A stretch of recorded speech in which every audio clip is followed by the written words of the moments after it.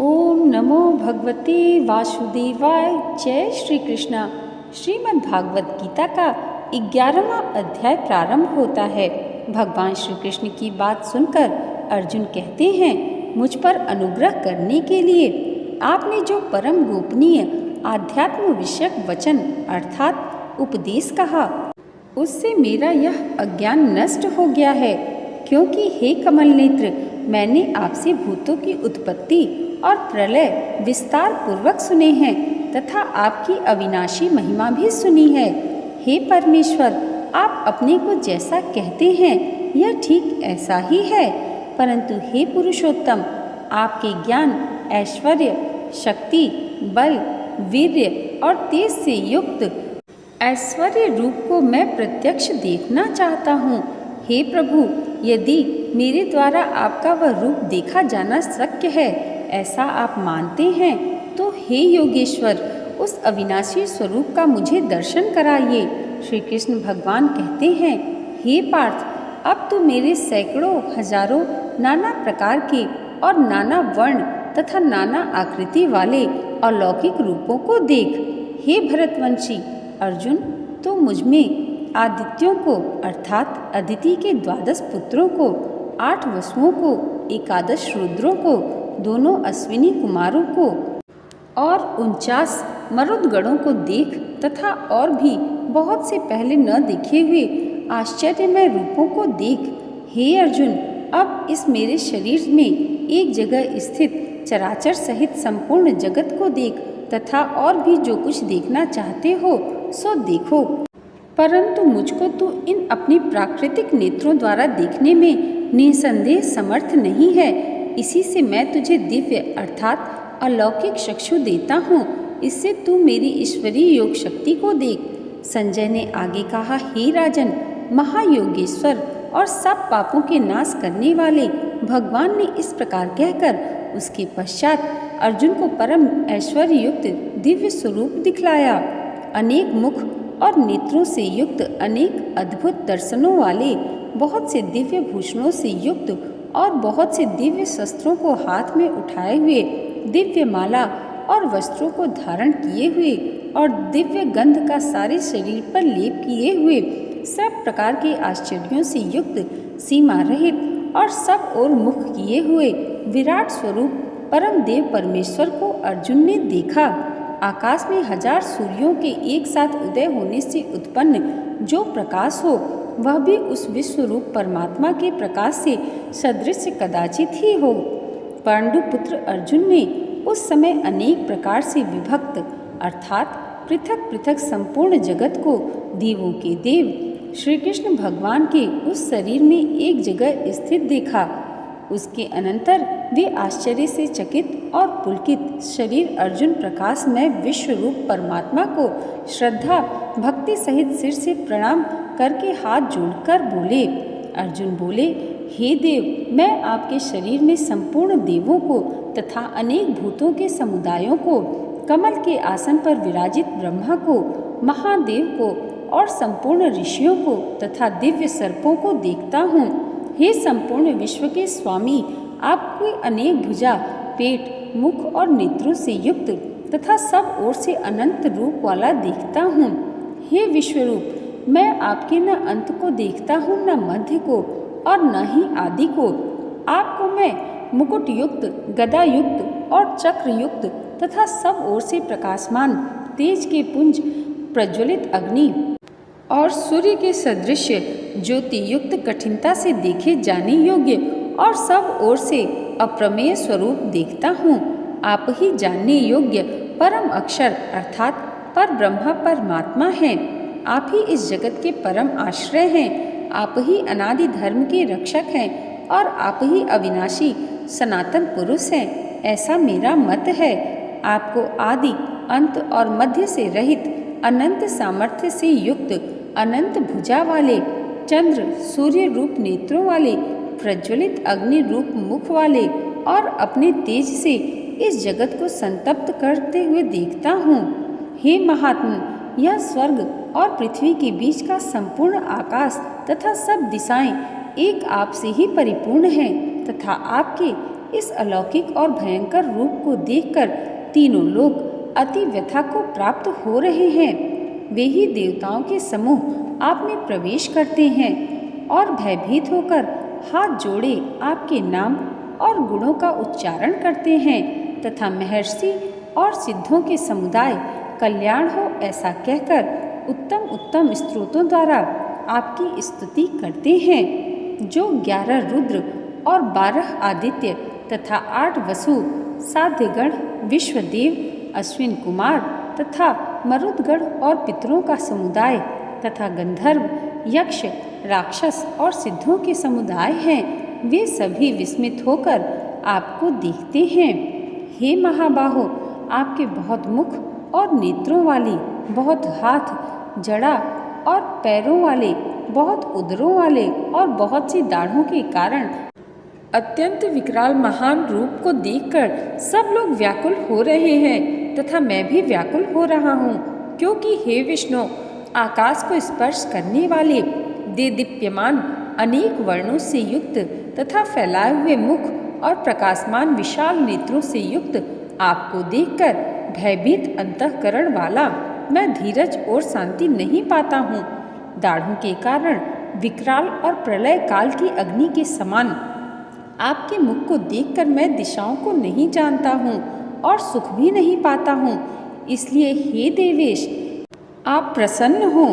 वे सभी धृतराष्ट्र के पुत्र राजाओं के समुदाय सहित आप में प्रवेश कर रहे हैं और भीष्म पितामह, द्रोणाचार्य तथा वह कर्ण और हमारे पक्ष के भी प्रधान योद्धाओं के सहित सब के सब आपके दाढ़ों के कारण विकराल भयानक मुखों से बड़े वेग से दौड़ते हुए प्रवेश कर रहे हैं और कई एक चूर्ण और सिरों सहित आपके दांतों के बीच लगे हुए दिख रहे हैं, जैसे नदियों के बहुत से जल के प्रवाह स्वाभाविक ही समुद्र के ही सम्मुख दौड़ते हैं, अर्थात समुद्र में प्रवेश करते हैं।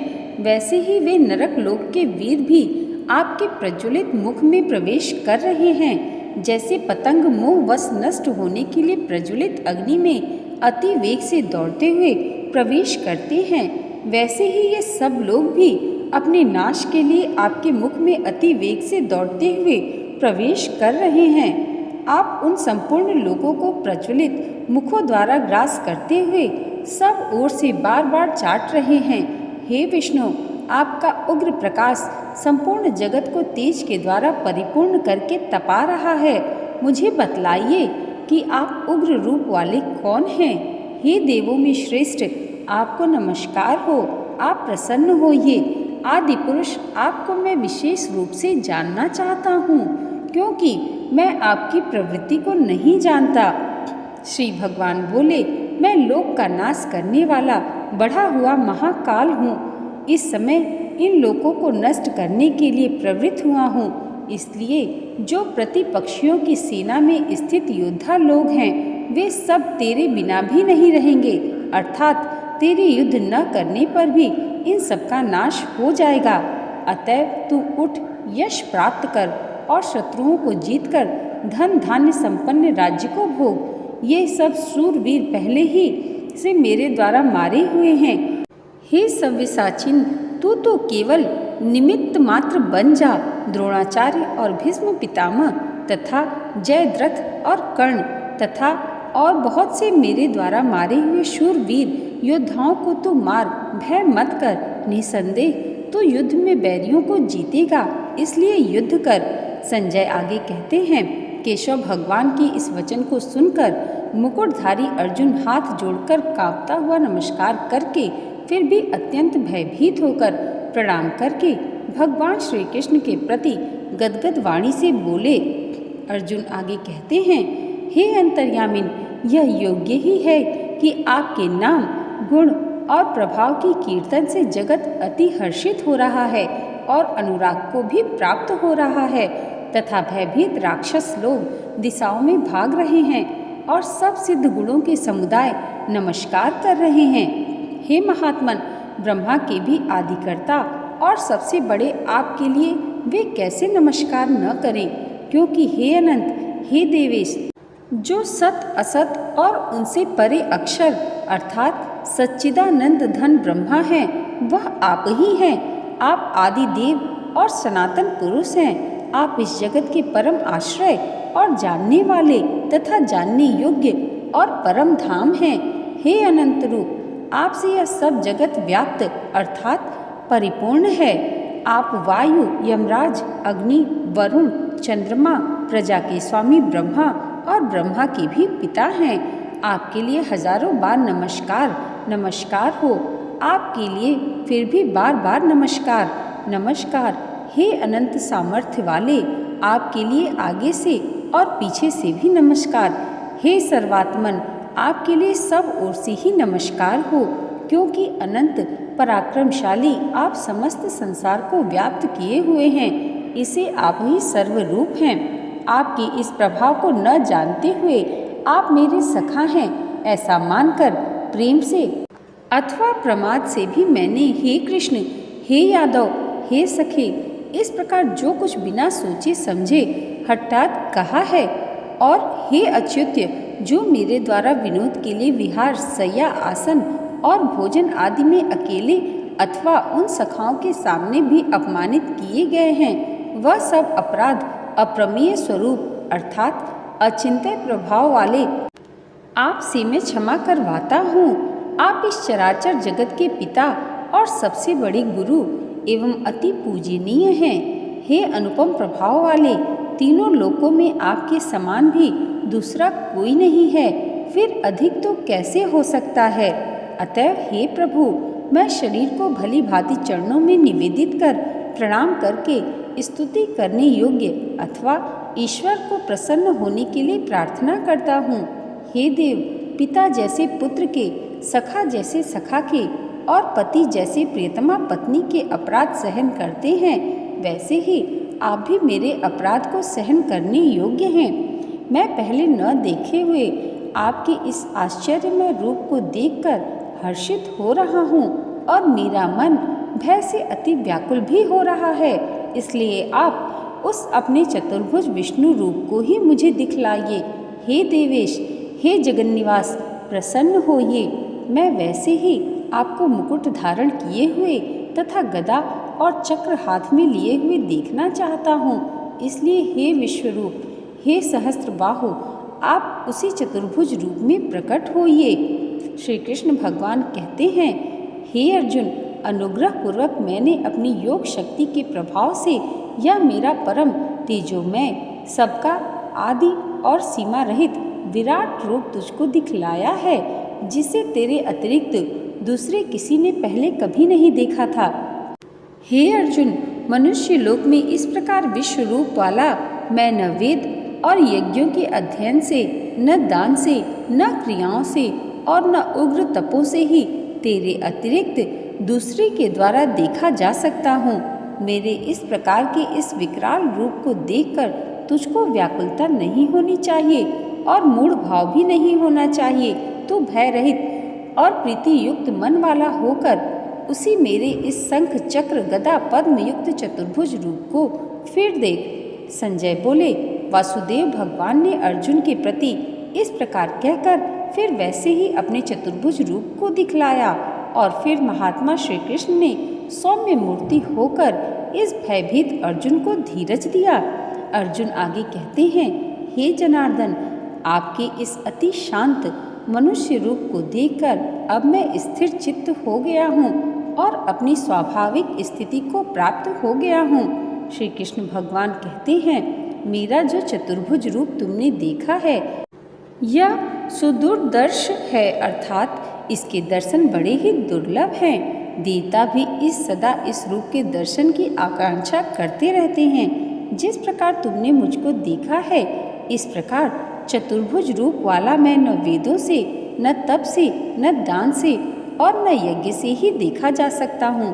परंतु हे परंतप अर्जुन, अनन्य भक्ति के द्वारा इस प्रकार चतुर्भुज रूप वाला मैं प्रत्यक्ष देखने के लिए, तत्व से जानने के लिए तथा प्रवेश करने के लिए अर्थात एकी भाव से प्राप्त होने के लिए भी शक्य हूँ।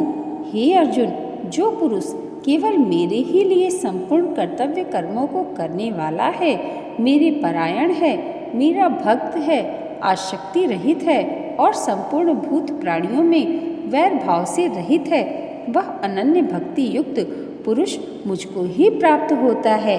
यहाँ पर श्रीमद् भागवत गीता का 11वां अध्याय समाप्त हुआ। बोलिए श्री कृष्ण भगवान की जय। श्री कृष्ण भगवान की कृपा आप सबके जीवन पर सदैव ऐसे ही बनी रहे, इसी मंगल कामना के साथ मिलते हैं अगली वीडियो में श्रीमद् भागवत गीता के 12वें अध्याय के साथ।